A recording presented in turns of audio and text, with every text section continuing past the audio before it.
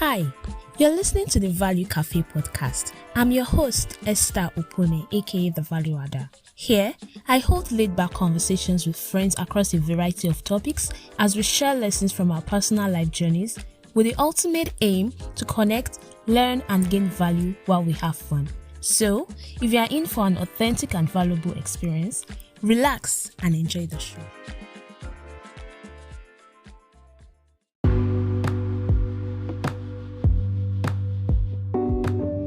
Hola folks, welcome. It's good to have you back. I hope you enjoyed the weekend and you're enjoying your week so far. Welcome to the concluding part of my ongoing conversation with pharmacist Omolayo Awolola. We've been having a conversation around the topic I saw, I contributed, basically sharing our story as she uses our platform to provide simple health information to, mere mortals like us. And so far, I've been getting some feedback from some of you, and I'm really glad to know that you have benefited a lot from our conversation. And those of you who said you've checked out our YouTube channel, I'm so glad that you found so much value from it. And so, on that note, I would say welcome again to the concluding part, and I hope that you have fun. Here we go.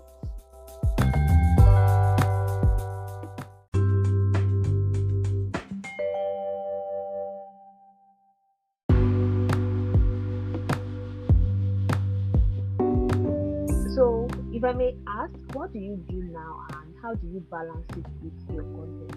Okay, so I'm currently interning in a community pharmacy.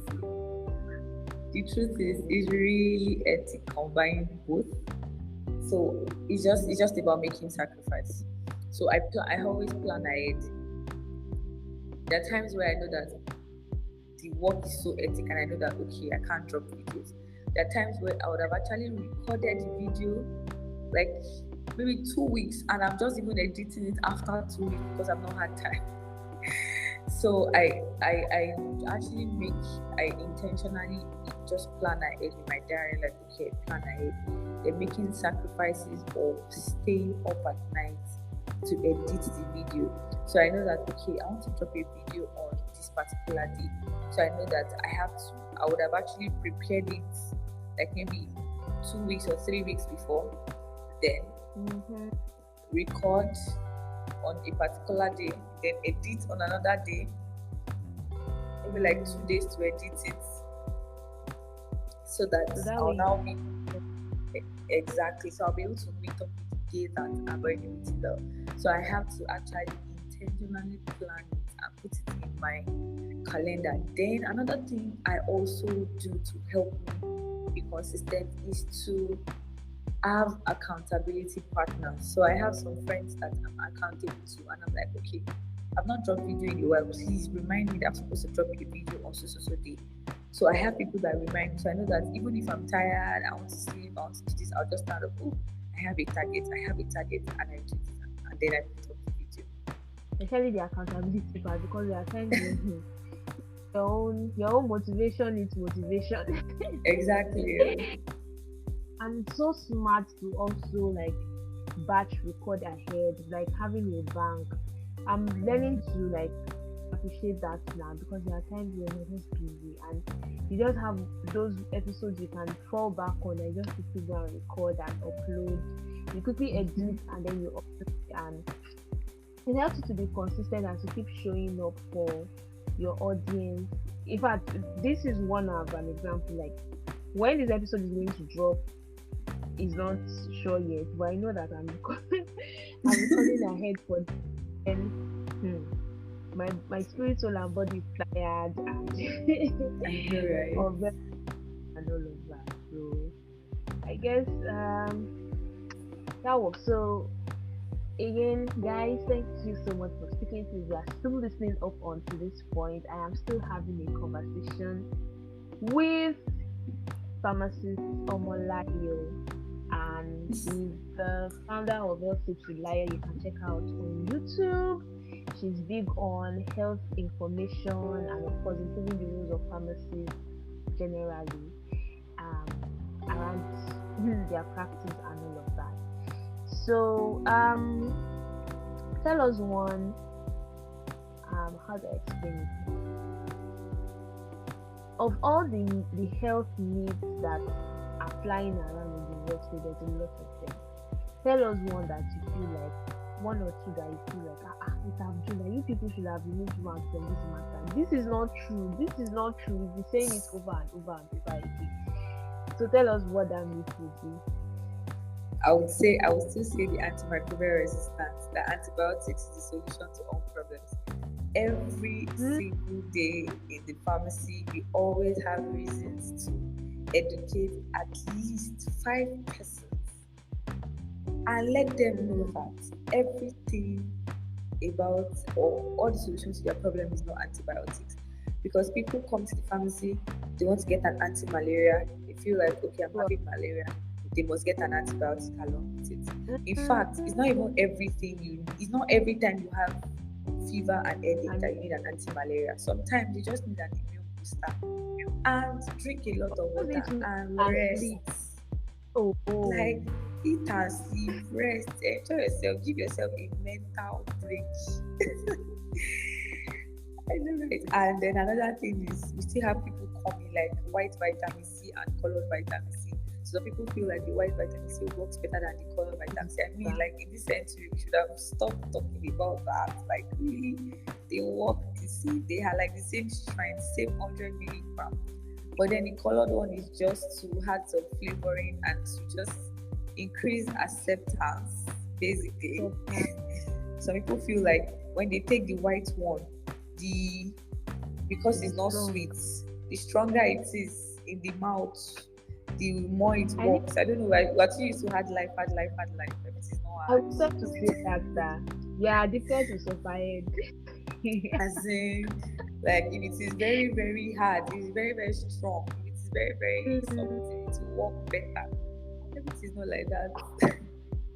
No, that hard to and like for the time I broke down and I took malaria test. I found I had malaria, and then the person that was around them was like, you look so tired. That is even showing you on your face. That with this anti-malaria, you should even go and use antibiotics. Mean that even when I have cough, they said that you don't need to take antibiotics for cough and catarrh and all of this. You are not coming to me for malaria. Malaria that has its own treatment. I know, right? There are some of these things that they are infections, but they are self-limiting, that the body will fight it. So we don't need to pile these things on, because basically what we are doing is we are showing all the microbes the power, and then when we eventually need them, we've already gone to gather fortification, and it will work for them again and all of that. I know that's just a funny way to describe it, but really, so it just is that problem not just for you, but for everybody practically, because it's like a ripple effect that keeps affecting everybody. Exactly. And people don't understand that it's not just about the fact that one person abuses antibiotic is literally affecting everybody around. So people, it's not just the problem is you're not just causing a problem for yourself, you're causing a problem for everybody around. I've seen cases where a baby was rushed to the hospital for just minimal fever and maybe just an infection and just caused the fever, and they've tried different kind of antibiotics for the baby, and they had to go for meropenem, and at the end of the day the baby died because in fact they could not even afford it. Before they got the money, before they did all the run around, the baby just died. Okay, so all these little who knows who had literally abused antibiotics around in the family, and then the baby got the infection from the person, and that's the end. People don't really understand, but at least we take our time to educate people about it every time. Yeah, that's and so as you are listening to us, I hope you are learning one or two things, and also inform other people around you. When we say that anytime you have this or you have that, go to the clinic, go to the hospital, consult, and all of it. It's not because we just want to collect consultation fees or we want to disturb your stress, you and all that, but really because there's a lot of things, there's a reason why we do that, and it's really to avoid situations like this. There are times when some situations would have been treated on time, or you won't even have to spend much money on time, but because you are doing home treatment and all of that, it's getting worse, or you are using the wrong things, or you are abusing drugs and all of this. So again, just let's be open to correction and adjusting and all of those things. Then another thing is that when you go to a pharmacy, I'm saying this to everybody listening, when you go to a pharmacy and then the pharmacist refers you to a lab for a test or an hospital, there's no need to literally stand on the pharmacist's head to give you antibiotics or any drug by force by fire. The truth is they are very, very concerned about you and some people just leave and go to other places where they can just get drugs or herbs on the streets and all that. The problem is that when you do that, you are going to spend much more on your health. And in fact, because at the end of the day, the case will be worse. But when you gather the money that you're supposed to, that you should have used for lab or maybe for clinic visits, and you now spread it over the money you would use to buy all those side drugs and all that, you realize that you keep buying more and more and more, and even causing more damage to your health. So it doesn't mean that the pharmacist doesn't know what he or she is doing by referring you. They just want you to get the best treatment for your health. Okay, so you don't hear my people. Listen, you hear what though? Wow. So it's not like anybody just wants to go and stress your siphon your money, because some people believe that when they have a partnership somewhere, they shall want to make sure that the money gets to those people. No, we really we are concerned about you, okay? And you trust us. Thank you. I mean, don't I sound like you trust me? Thank you so much. I've learned a lot myself, and I've really had fun having this conversation with you. It's been a wonderful period, and I'm sure that people who are listening to they are learning a lot and they are enjoying. Again, if I don't say I did not join this before, go and check out Layo on YouTube. Yeah. Okay. Yeah. So, do you have any sign-off notes for us? For me, even for me as a content creator and all of this. I'd just like to say that consistency is key. It really doesn't matter the kind of engagement you're getting now. Like you said, every small effort you do will eventually add up to make sense in the end. So don't give up. Give up. What's that song again? I can't remember. Oh, it's a Sia song. Yeah. The greatest. Yeah, I remember. I want to play it once I'm done. Thank you so much, Layo. It's been a pleasure having you. So there you have it, everybody. I hope you enjoyed this. Again, you can let us know what you thought about this. If you have any questions, you have any clarifications, you can send a DM or in the comment section at Value Cafe Pod, or send a mail at valuecafepod@gmail.com. Thank you so much for joining today's episode, and I look forward to seeing you again next time. Remember to share and, of course, engage with us. Bye. Bye.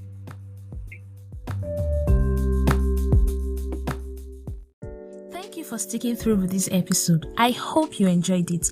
If you gained one or two things from this, chances are your friends will too. So make sure to share and invite them to come again next time. And yes, I would really love to hear from you. So feel free to shoot me a mail at thevaluecafepod@gmail.com or send a DM at thevaluecafepod on Instagram and Twitter. You can also leave a comment or record a voice message depending on the podcast streaming platform you are using. Thank you once again. I remain your host, Esther, aka The Value Adder. See you next episode and keep adding value.